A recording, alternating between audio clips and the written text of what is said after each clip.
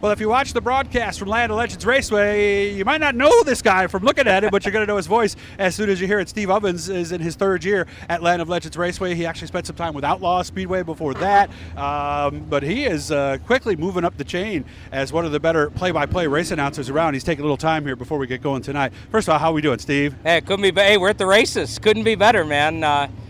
Nice seeing people come out here. We got all sorts of 305 sprints coming in tonight, and nice weather. I mean, you can't say any more better than that. Yeah, because the last few weeks it has not been that way here at Land of Legends. Yeah. So let's go all the way back. Were you one of the kids sitting in the grandstand here at Canandaigua back in the day? Canandaigua, yes, but probably back then Dundee Raceway Park. That was the first one? Yeah. Okay. Every Friday night there, and then when funds allowed, we came here to Canandaigua on Saturdays, and we're originally from Penn Yan, so John Moravik, Lance Young, Bubby Carey. The water wagon. Bubby's actually in our family, but those guys were heroes back then, So anytime we could get here to watch John Moravik in the big blocks of Canandaigua, didn't get any better than that. So were you one of the kids who, unlike a lot of the kids in the grandstand, didn't want to be a driver? You wanted to be up in the booth, or did you want to drive? Actually, I did. I raced go-karts when I was real little. I started when I was 6. How little? I started when I was 6. We ran at Paradise and Frozen Ocean, won some races, won track championships in go-karts, and announcing was, when you're playing with your Matchbox cars as a little kid, like you're announcing there, like you're hearing here, but it wasn't something that I set out to. I thought I was going to race. I thought I was going to race forever. Okay. I was going to go to NASCAR, and all this stuff, and we got out of go-karts and we raced. Ford Mustangs at Black Rock. Oh, wow. Back when they had like 50 of them, right? Oh, man. When I was there in the youth class, we had 24 every week. Yeah. And didn't they also have like a couple of features for the others too or something yeah, like and that, then the right? adult class, there used to be, 30, 40 of them. They'd have 2 features. And crazy. It was a great time to be around back then, yeah. When did your focus switch from driving to maybe being in the media side? So when I turned 17, 18, senior year of high school, it became time to make a choice. Am I going to go to college and get some kind of profession, or am I going to continue racing? Because I couldn't do both.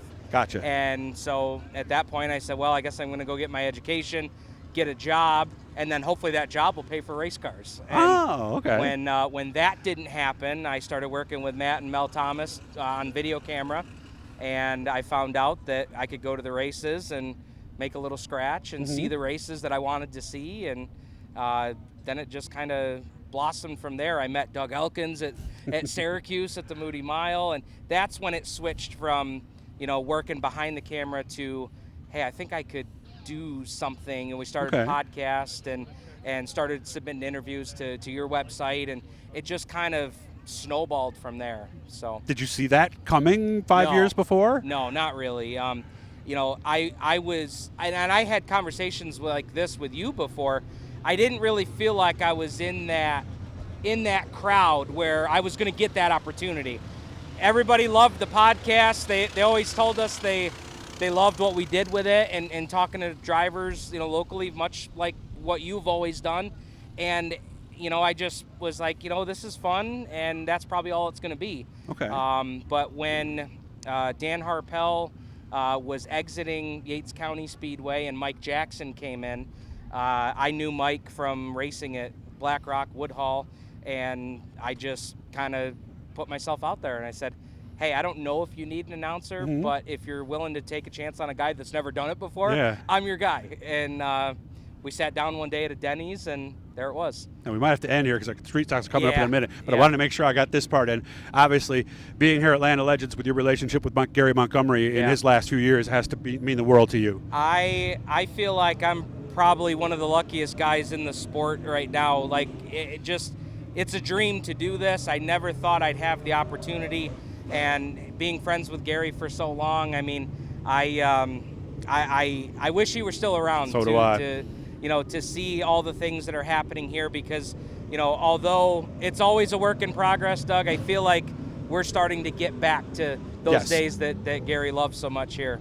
So Well, it's good to see you. I wish you all the best. We either have to cut this short. The sportsmen are going to be roaring by here any second. So, Gary, we're always thinking about you, bud. And what is it? Respect, do your homework, right? Yeah, I think that's is what you have written up there, right? Absolutely. Pride, always work with class, always do your homework. Yes. And, those were some of those key points that he always tried to drill into me when I was just getting started. So, wish you all the best. Have fun tonight, man. Thanks, man. Let's do this. Hit the blue E. Subscribe. You'll know every time we're talking to somebody cool. Perfect timing. Good.